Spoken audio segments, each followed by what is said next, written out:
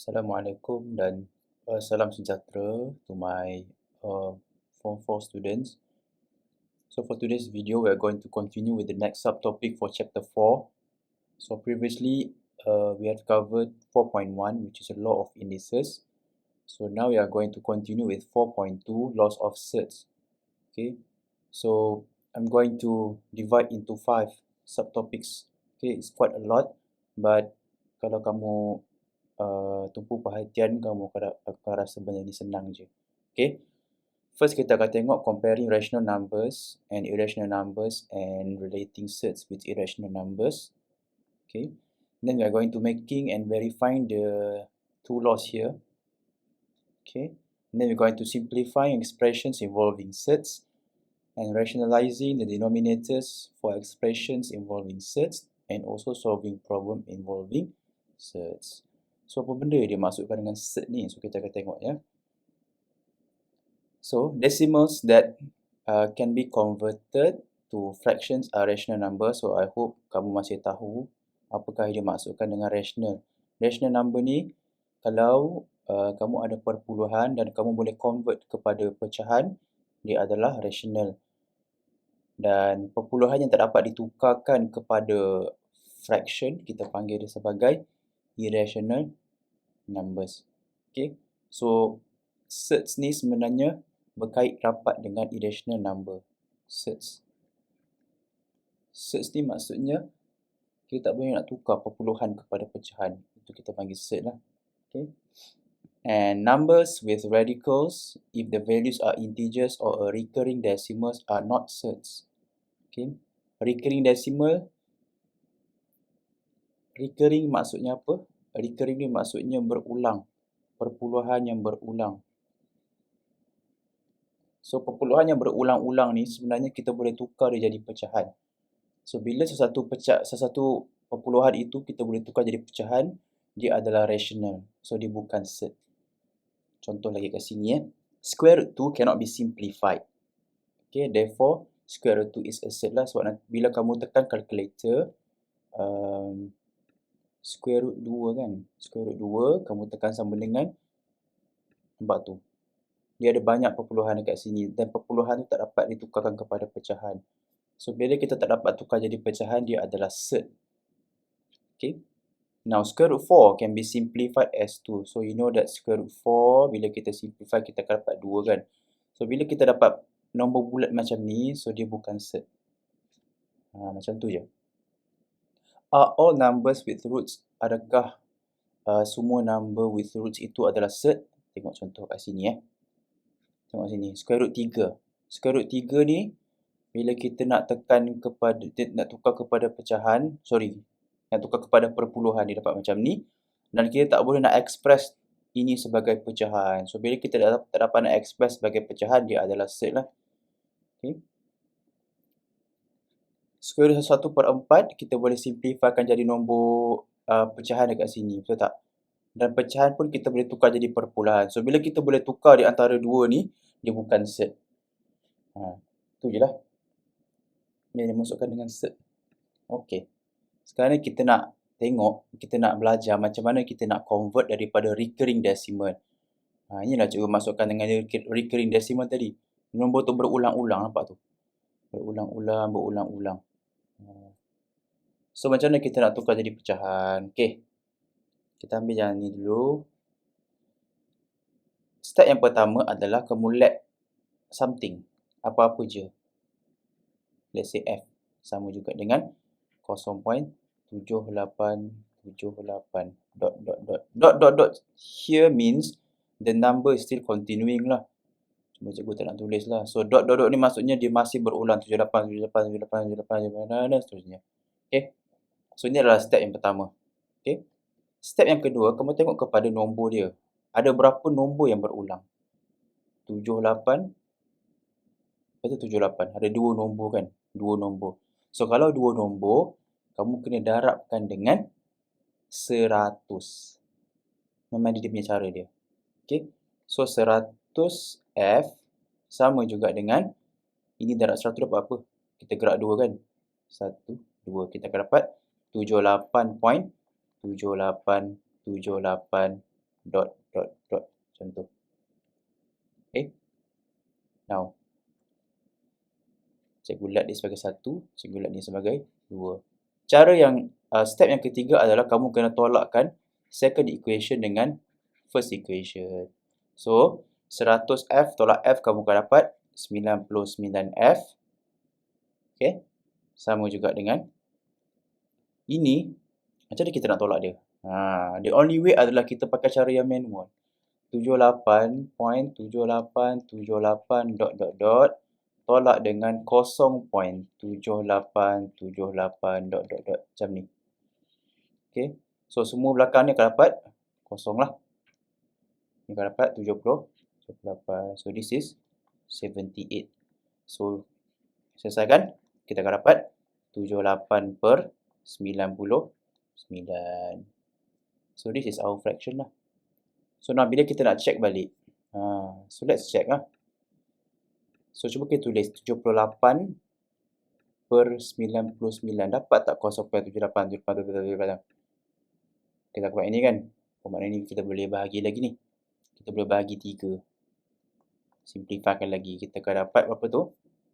26/33.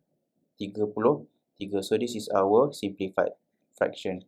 So, now, bila kamu ambil calculator, dapat macam ni kan. Bila kamu tekan SD ni, boom. Nampak tak? 0.78. Okay. Itu cara kamu nak check lah. So, ini adalah cara dia.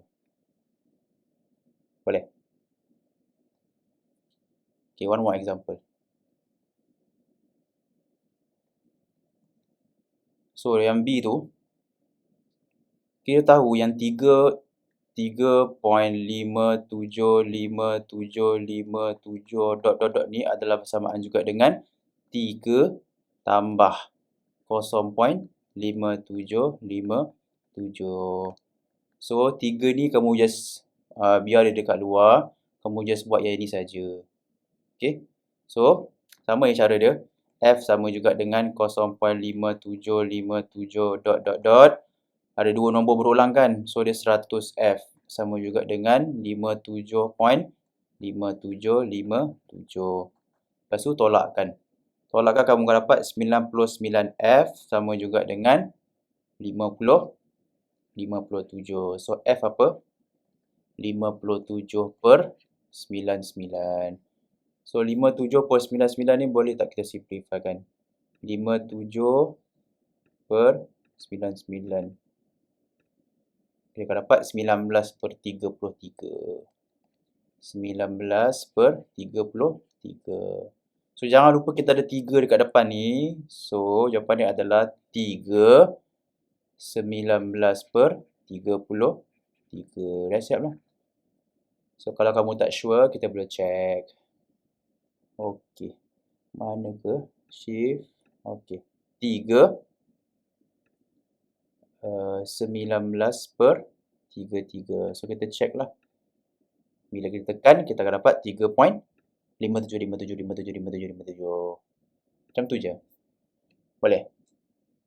So, untuk C ni, kalau ada 3 nombor yang berulang, kamu darab dengan apa? Darab dengan 1000 lah.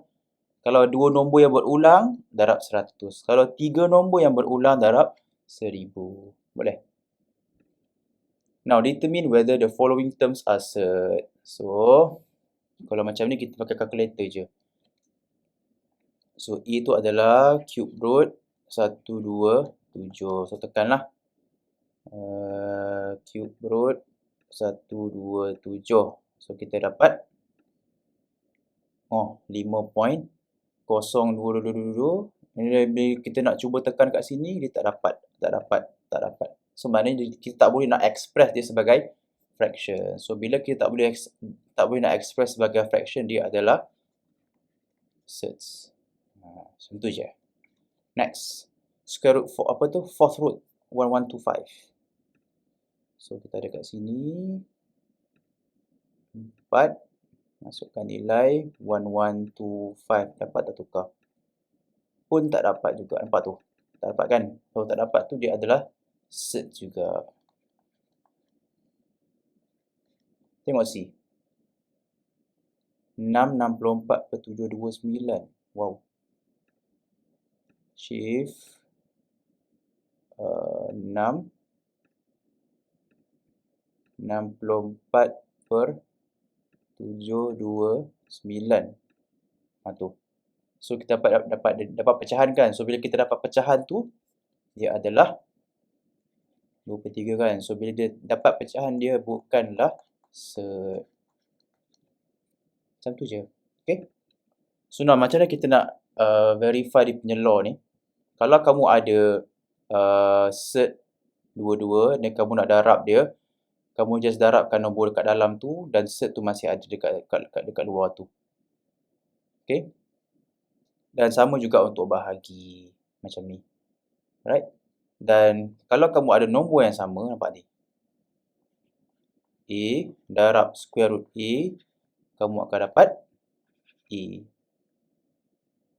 Memang macam tu dia punya law dia. Kenapa? Okay, kita tahu yang square root A adalah A kuasa 1/2. So bila kamu buat macam ni, A darab A, kita akan dapat A 1/2 darab A 1/2. So bila kamu ada base yang sama, kamu boleh tambah dia punya power dekat atas tu. So A 1/2 tambah 1/2, kamu akan dapat A 1 lah, A lah. So that's why dia dapat A. Contoh, if I have square root 2 times square root 2, I will get 2. Okay, ni hanya betul kalau nombor dalam dia. Kalau nombor dalam dia sama, baru kamu boleh cancel the square root, the set tu. Tapi kalau dia nombor dia tak sama, contoh, kita tengok contoh kat sebelah. Okay. Kalau nombor dia tak sama, kita buat apa? Darab je nombor kat luar tu. Square root 2 darab square root 3 adalah bersamaan juga dengan square root 2 darab 3. Dapatlah square root 6. Macam tu je. Dan kalau untuk yang contoh E pula, square root 8 bahagi square root 3, boleh buat sekali je, 8/3. Macam tu je lah. Nah, macam mana kita nak simplify pula set ni? Okay. Dia suruh mark, tick betul on the correct statement. Betul tak ni? Square root 5 darab square root 7 dapat square root 12. Salah kan? Sebab square root 5 darab square root 7 kita akan dapat square root 35. Okay. How about this one? 3 square root 2 darab 2 square root 2. 3 darab 2 kita dapat 6. Square root 2 darab square root 2. Dapat 2. So dapat 12. So sini apa ni? Salah. Okay. Square root 260 sama tak dengan benda ni? Kita boleh check lah kalau malas. Kalau nombor tu besar sangat, pakai kalkulator je. Dengan syarat kamu kena kalkulator macam ni lah. Nampak tu, 2 square root 65. Tu betul tu. Okay. So macam mana kita nak simplify ni? Okay. Write the following. Macam mana kita nak simplify expression involving set? Simplify ni maksudnya dalam nombor kat dalam set ni, kita boleh keluarkan nombor yang kita boleh simplify. Contoh, kan 12 kan? 12 ni kita cuba cari product of 12. Okay. Apakah product of 12? 4 darab 3, betul tak? Kenapa cikgu buat 4 darab 3? Sebab 4 ni cikgu boleh simplify kan, betul tak? Square root 4 times square root 3, betul tak? Dan square root 4 ni apa? Kita dapat 2 square root 3. Macam tu je lah.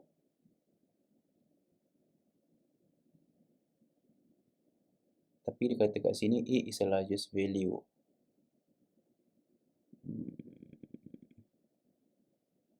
Sekejap. Square root 12. Betul lah, 2 square root 3. B pula. Betul lah, A is the largest value.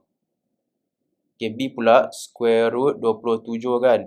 Square root 27, kita boleh tulis dia sebagai 9 darab 3. Kenapa cikgu buat 9 darab 3? Sebab 9 ni cikgu boleh simplifikan. Square root 9 darab square root 3. Cikgu akan dapat 3 square root 3. Macam tu je. Apa lagi kita boleh buat?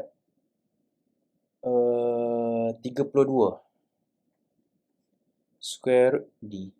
Square root 32 sama juga dengan 4 darab 8 lah kan. So kita boleh dapat sini. No. Kita boleh buat 16. 16 darab 2. So square root 16 adalah 4 square root 2. Macam tu je. Okay. So expressions involving surds can be simplified by performing addition, subtraction and multiplication.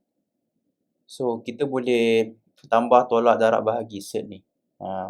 Contoh 3 square root 5 tambah 5 square root 5. So kita macam treat dia sebagai unknown, faham tak? Kita treat dia sebagai x lah, contoh kan. Kalau kita ada kan kita ada 3x tambah 5x, dapat berapa? Dapat 8x kan? So sama juga macam ni. Tambah macam biasa. So kita dapat 8 square root 5. Okay. Apa lagi? Tengok C. C tu kita dapat apa? 2 square root 7. Sebab 7 tolak 5. Macam tu je. Okay. Now, kita akan tengok balik similar surd dengan not similar. Similar surd ni maksudnya surd tu sama. Contoh 3 square root 5, 6 square root 5, 10 square root 5. As long as dia punya square root tu sama, so dia adalah similar. Dan kalau yang tak similar maksudnya nilai dia lain lah. Contoh tengok A tu. Kita ada 5 square root 80, 2 square root 58, 9 square root 45. So obviously ini adalah not similar lah, tak sama. Okay. Tengok B pula. Kita ada 3 square root 3, kita ada 4 square root 12 dan kita ada 5 square root 27. Nampak macam tak similar kan? Tapi sebenarnya dia adalah similar. Kenapa similar?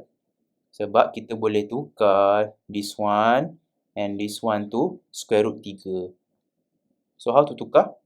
So ini adalah 4. We know that square root 12 adalah 4 darab 3.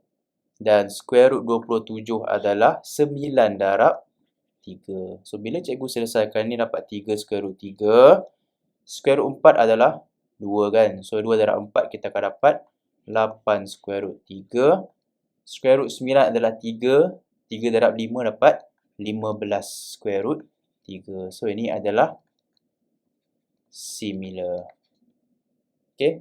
So that's why kamu kena tengok betul-betul. Memanglah soalan bagi tak sama, tapi kamu try to simplify.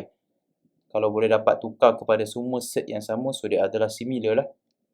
Okay. Okay. So itu saja untuk part 1. Cikgu akan sambung yang part 2 pula.